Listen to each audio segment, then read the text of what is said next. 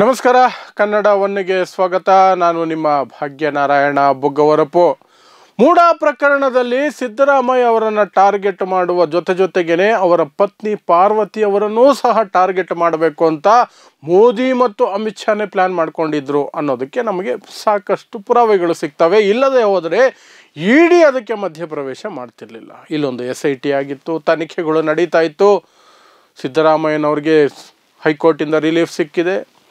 ಈಗ ಹೈಕೋರ್ಟಲ್ಲಿ ಸಿಕ್ಕಂತಹ ರಿಲೀಫನ್ನು supreme court ಸಹ ಪಾರ್ವತಿಯವರಿಗೆ ಕೊಟ್ಟಿದೆ. ಆ ಒಂದು ಸಮನ್ಸ್ ಏನಿತ್ತು, ಇಡಿಯ ಸಮನ್ಸ್ ನೋಟಿಸ್ ಏನಿತ್ತು ತನಿಖೆಗೆ ಬರಬೇಕು ಅಥವಾ ವಿಚಾರಣೆಗೆ ಬರಬೇಕು ಅಂತ, ಅದನ್ನು ಸುಪ್ರೀಂ ಕೋರ್ಟ್ ಸ್ಕ್ವಾಶ್ ಮಾಡಿದೆ, ತೆಗೆದು ಹಾಕಿದೆ, ರದ್ದು ಮಾಡಿದೆ. ಸೊ ಏನಿದು ಇಡೀ ಪ್ರಕರಣ ಮತ್ತು ಇದು ಯಾವ ರೀತಿಯಲ್ಲಿ ನರೇಂದ್ರ ಮೋದಿ ಮತ್ತು ಅಮಿತ್ ಶಾ ಇವರಿಬ್ಬರಿಗೂ ಸಹ ಅವಮಾನಕರವಾದಂತಹ ಬೆಳವಣಿಗೆ. ಮತ್ತು ಸುಪ್ರೀಂ ಕೋರ್ಟ್ ಹೇಳ್ತಲ್ಲ ಒಂದು ಮಾತು, ಪೊಲಿಟಿಕಲ್ ಬ್ಯಾಟಲ್ಸ್ಗೆ, ರಾಜಕೀಯ ದ್ವೇಷಕ್ಕೆ, ರಾಜಕೀಯ ಯುದ್ಧಗಳಿಗೆ ಇಡಿಯನ್ನು ಬಳಸ್ಕೊಳ್ತಿದ್ದೀರಿ, ನಮ್ಮ ಬಾಯಿ ತೆಗೆಸಬೇಡಿ, ತುಂಬ ಮಾತಾಡಬೇಕಾಗುತ್ತೆ ಇಡಿಯ ವಿರುದ್ಧ ಅಂತ ಸುಪ್ರೀಂ ಕೋರ್ಟ್ ಹೇಳಿದೆ. ಸೊ ಏನೆಲ್ಲ ಆಯಿತು ಈ ಪ್ರಕರಣದಲ್ಲಿ ಅಂತ ನಿಮಗೆ ಗೊತ್ತಿರೋ ಹಾಗೆ ಹೆಚ್ಚಾಗಿ ವಿವರಿಸಲ್ಲ. ಮೂಡ ಹಗರಣ ಅಂತ ಒಂದು ಬಂತು. BJP ಅವಧಿಯಲ್ಲಿಯೇ ಅಲಾಟ್ ಆಗಿದ್ದಂತಹ ಸೈಟ್ಗಳು ಯಾರಿಗೆ? ಸಿದ್ದರಾಮಯ್ಯನವರ ಪತ್ನಿ ಪಾರ್ವತಿಯವರಿಗೆ. ಅವರ ಜಮೀನನ್ನು ಅಕ್ರಮವಾಗಿ ಕಬಳಿಸಲಾಗಿತ್ತು ಮೂಡ ಅಂತ ಹೇಳಲಾಗಿತ್ತು. ಆ ನಂತರ ಅದಕ್ಕೆ ಪ್ರತಿಯಾಗಿ ಅದಕ್ಕೆ ಪರಿಹಾರವಾಗಿ ಒಂದು ಡೆವಲಪ್ಡ್ ಏರಿಯಾನಲ್ಲಿ ಒಂದಷ್ಟು ಸೈಟ್ಗಳನ್ನು ಪಾರ್ವತಿಯವರಿಗೆ ಕೊಟ್ಟಿದ್ದು ದೊಡ್ಡ ವಿವಾದ ಆಯಿತು. ಇಲ್ಲಿ ವಿವಾದ ಆಯಿತು ಅನ್ನೋದಕ್ಕಿಂತ ವಿವಾದ ಮಾಡಿದ್ರು ಅಂತಲೇ ಹೇಳಬೇಕು. ಸಿದ್ದರಾಮಯ್ಯನವರ ನಡವಳಿಕೆ ಏನು ಒಳ್ಳೆಯದಾಗಿರಲಿಲ್ಲ. ಈ ವಿಚಾರವಾಗಿ ಅದನ್ನು ಹೇಳ್ತೀನಿ.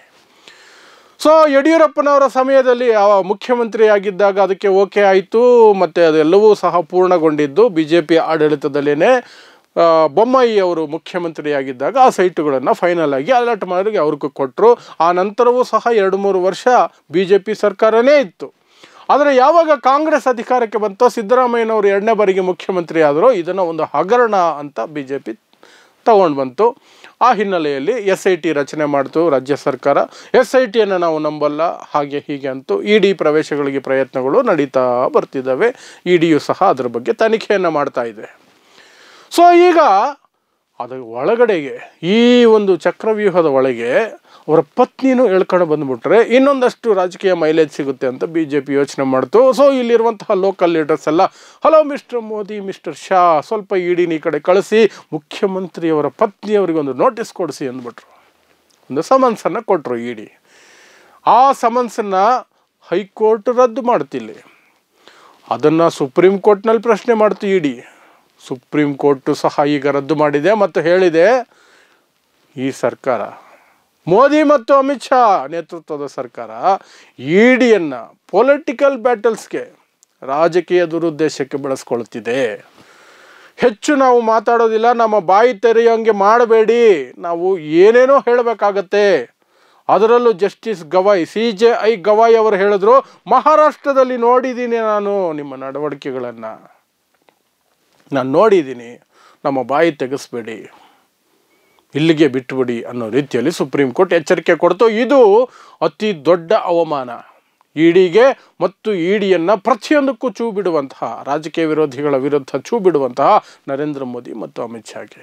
ಅವರ ಪ್ಲ್ಯಾನ್ ಏನಾಗಿತ್ತು? ಮುಖ್ಯಮಂತ್ರಿ ಸ್ಥಾನದಲ್ಲಿರಬೇಕಾದ್ರೇ ಸಿದ್ದರಾಮಯ್ಯನವರನ್ನು ಅರೆಸ್ಟ್ ಮಾಡಬೇಕು, ಜಸ್ಟ್ ಲೈಕ್ ಸೇಮ್ ಆ್ಯಸ್ ಕೇಜ್ರಿವಾಲ್ರನ್ನು ಬಂಧಿಸ್ಕೊಂಡು ಹೋಗಿದ್ರಲ್ಲ.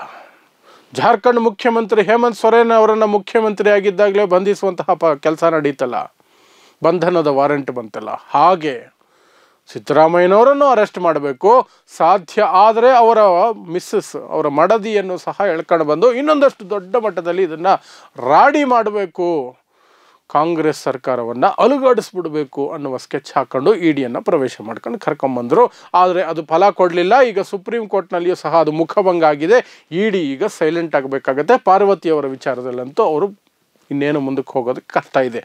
ಹೊಸ ಮಾರ್ಗಗಳನ್ನು ಹುಡುಕ್ತಾರಾ ಗೊತ್ತಿಲ್ಲ. ಯಾಕಂದರೆ ಸುಪ್ರೀಂ ಕೋರ್ಟ್ ಇವತ್ತು ಕೊಟ್ಟಿರುವಂತಹ ಚಡಿ ಏಟು ಎಷ್ಟು ಭೀಕರವಾಗಿದೆ ಅಂದರೆ ಅಷ್ಟು ಭೀಕರವಾಗಿದೆ. ನಿನ್ನೆ ಕೊಟ್ಟಿದ್ದೆ ಆ್ಯಕ್ಚುಲಿ ಅದು ಸುಪ್ರೀಂ ಕೋರ್ಟ್. ಆ ಮಟ್ಟಕ್ಕೆ ತೀವ್ರವಾದಂತಹ ಒಂದು ಟೀಕೆಗಳನ್ನು ಮಾಡಿದೆ ಇಡಿಯ ವಿರುದ್ಧ. ಇನ್ನೂ ಇಡಿ ಮತ್ತೆ ಪ್ರಯತ್ನ ಮಾಡಿದ್ರೆ ಈ ಬಾರಿ ಸುಪ್ರೀಂ ಕೋರ್ಟ್ ಬಹಳ ಕಠಿಣವಾದ ಶಬ್ದಗಳಲ್ಲಿ ಇಡಿಯನ್ನು ಈ ಪ್ರಕರಣದಲ್ಲಿ ಜಾಡಿಸ್ಬಿಡುತ್ತೆ.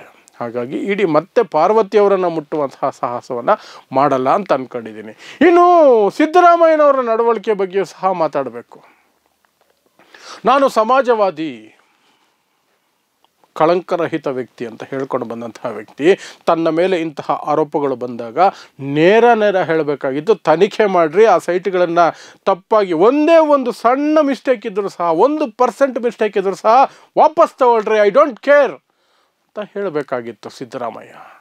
ಆದರೆ ಸಿದ್ದರಾಮಯ್ಯ 60 ಕೋಟಿ ಕೊಡಿ, 70 ಕೋಟಿ ಕೊಡಿ, ಕೊಟ್ಟುಬಿಡ್ತೀನಿ.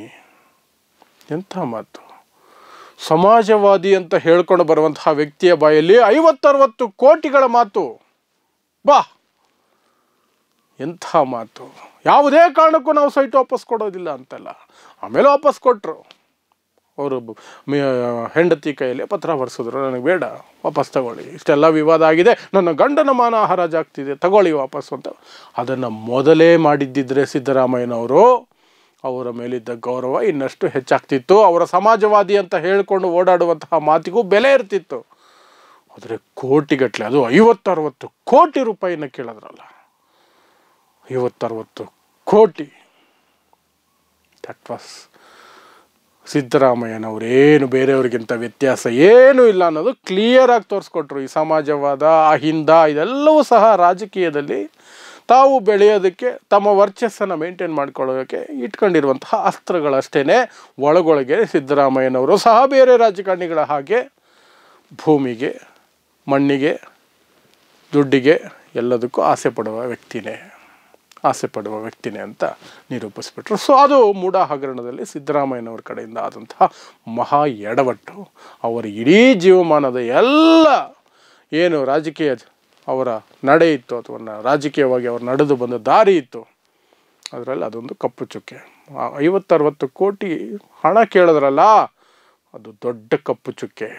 ನಾನು ಏನು ವ್ಯತ್ಯಾಸ ಇಲ್ಲ, ಎಲ್ಲ ರಾಜಕಾರಣಿಗಳ ಥರ ನಾನು ಕೂಡ ಆಸೆ ಬುರುಕಾನೆ ಅಂತ ತೋರಿಸ್ಕೊಟ್ಟಂತಹ ಘಟನೆ ಅದು. ಸೊ ಇದಿಷ್ಟು ಮೂಡ ಹಗರಣದಲ್ಲಿ ಪಾರ್ವತಿಯವರು, ಸಿದ್ದರಾಮಯ್ಯನವರ ಮಡದಿ ಪಾರ್ವತಿಯವರ ವಿಚಾರವಾಗಿ ಇಡಿಗೆ ಸುಪ್ರೀಂ ಕೋರ್ಟ್ ಚಾಟಿ ಬೀಸಿದ್ದು ಮತ್ತು ಅದರ ಕುರಿತಾದಂತಹ ಬೆಳವಣಿಗೆಗಳು. ಸೊ ನೋಡ್ತಾ ಇರಿ ಸಮಾಜಕ್ಕಾಗಿ ಕನ್ನಡ 1 ನ್ಯೂಸ್. ನಮಸ್ಕಾರ.